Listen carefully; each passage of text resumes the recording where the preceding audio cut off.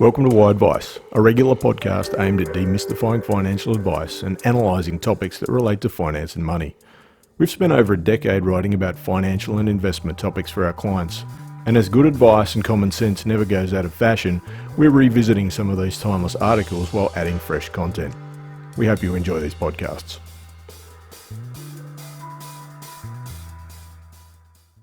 Magellan challenges active advisor beliefs.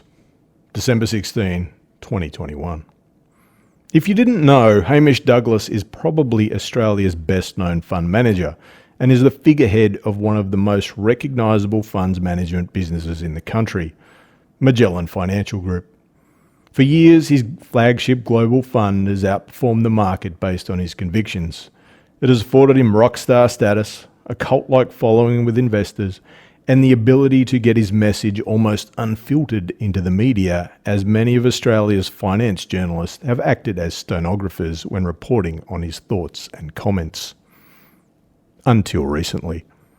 Magellan's stellar performance has evaporated over the past 18 months. Its flagship fund's performance has trailed the market by 14.5% over the last year. This has dragged down its historical performance up to a decade and has seen investors leave its products, though since inception it still outperforms. As Magellan is also a listed company deriving fees from funds under management, this has seen its share price halve over the past year. These are just the facts, so we're not sticking the boots in. Our beliefs on investing are simple. The market indices are the best starting point, and you tilt towards market factors such as size, value, and profitability if you want to target a higher return over the long run. After doing so, you remain disciplined and patient, because too much fiddling will only be a drag on your returns. None of this offers any guarantee. It is simply a process that focuses on what an investor can control, because they cannot control performance.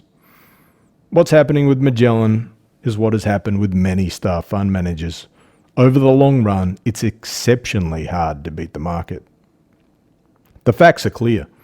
S&P's index versus active scorecard consistently show us this. The reasons why are because we're all human, and it's hard to predict the future. Unfortunately, Mr. Douglass has been dealing with terrible personal issues over the past year. Sadly, his mother passed away and he also split up with his wife. The separation has fueled a financial media circus in recent weeks. The media, who previously faded him, have been going at him like a pack of jackals.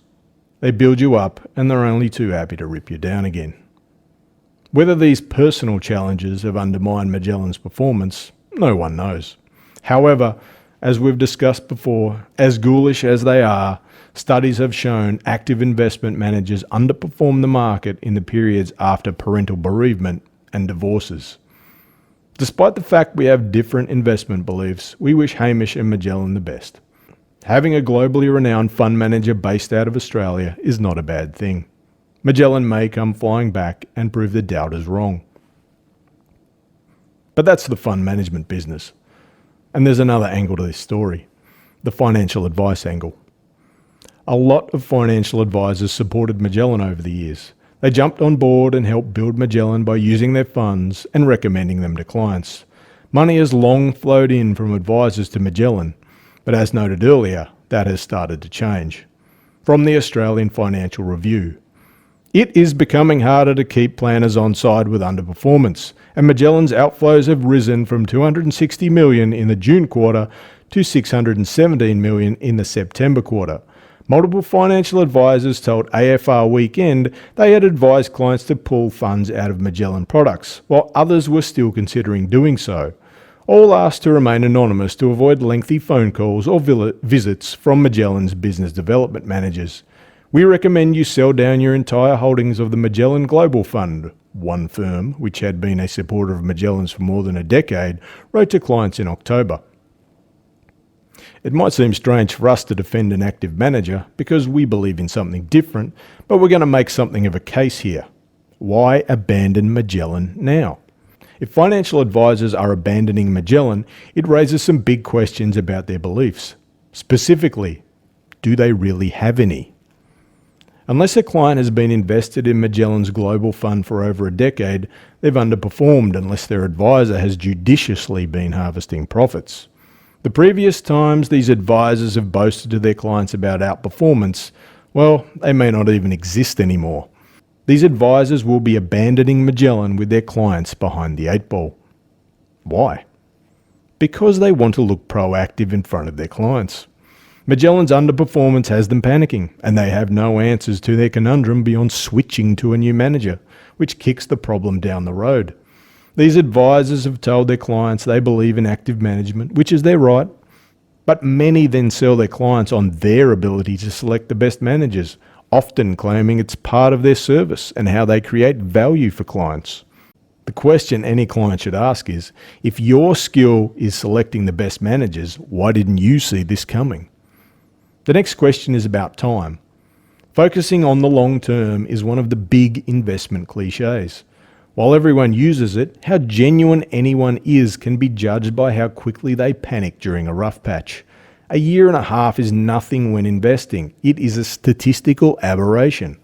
Admittedly, underperforming by 14.5% in 12 months isn't small and drags down historical performance, as we highlighted. But Mr. Douglass and Magellan's performance may come roaring back. All advisors preach to their clients about the long term. But if an advisor cuts and runs or chops and changes managers after a period of short-term underperformance, the question any client should ask is, how do you genuinely expect us to focus on the long term when you abandon a manager after 18 months? The next question is about selecting the replacement. If they are abandoning Magellan, they'll be looking for a new fund manager to fill the role. What are the criteria they use? They've already proven they couldn't see Magellan's underperformance coming, so how do they select the best replacement? Historic returns are just that, historic. So it doesn't matter what their returns look like.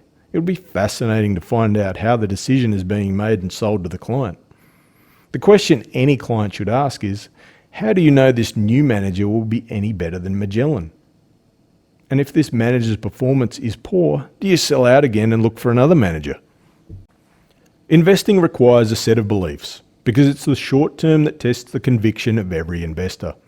When a manager underperforms, as they inevitably all do, if you don't have the fortitude to stick with your beliefs, it starts a decision-making chain of abandoning your previous conviction for your next great idea. Inevitably, the next great idea will sooner or later underperform. What then?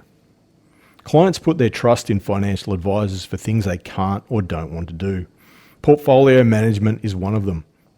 Some clients may not understand that this performance-chasing behaviour is futile and costly, but it will be sold as being proactive, judicious, and getting on top of a problem.